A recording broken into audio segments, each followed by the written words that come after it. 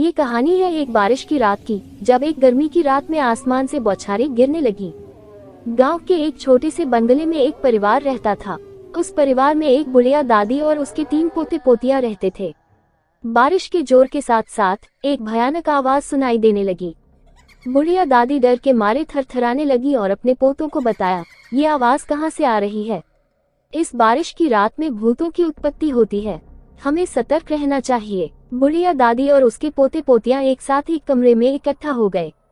कमरे में अंधकार था और वे सभी डर के मारे थरथराए रहे। तभी एक छिड़काव आवाज सुनाई दी और कमरे का दरवाजा धीरे धीरे खुलने लगा। भयानक भूत का चेहरा देखकर बुढ़िया दादी और उसके पोते पोतियां डर से चिल्लाने लगे। लेकिन जब दरवाजा पूरी तरह खुला, उन्हें देखा कि ये भयानक भूत नहीं, बल्कि पानी के बर्तन का एक गिरा है जो झूलता हुआ था।